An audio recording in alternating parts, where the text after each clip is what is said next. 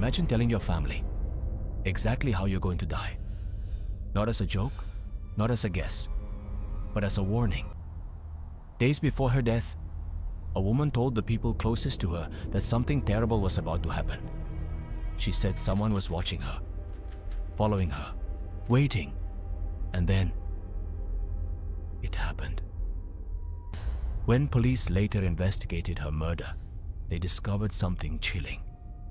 The woman had already predicted almost everything. This is the disturbing story of the woman who predicted her own murder. Welcome back to Mr. Shadow, the place where the darkest crimes and hidden truths are revealed. Sit back and let's step into tonight's story. In 2004, in a quiet suburb of Melbourne, Australia, lived Maria Korp. From the outside, Maria had a normal life.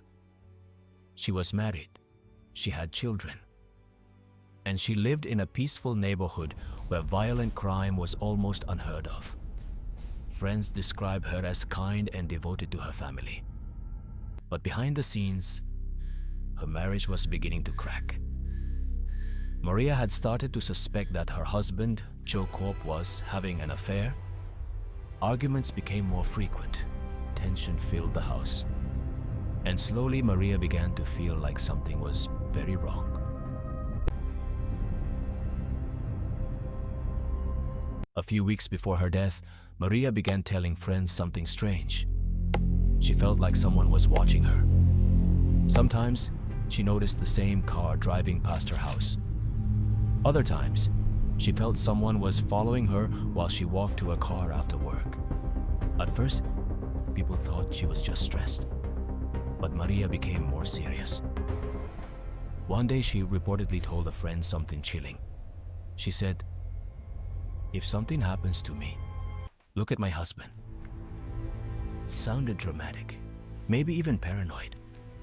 But Maria was convinced something bad was coming. What she didn't know was that she might have already uncovered the truth. On February 8, 2005, Maria left work like any other day. She walked toward the parking lot, and then she vanished. Hours later, her car was found abandoned. There were signs of a struggle. Police quickly realized this wasn't a simple disappearance. Maria had been attacked.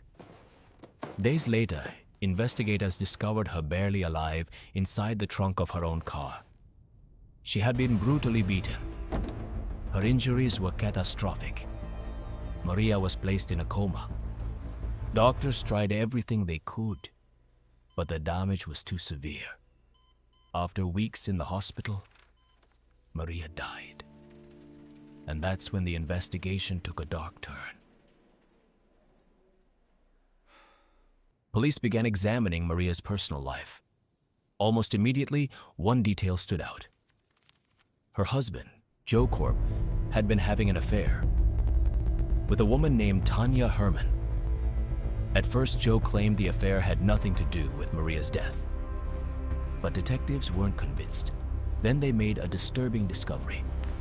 Phone records showed dozens of calls between Joe and Tanya leading up to the attack.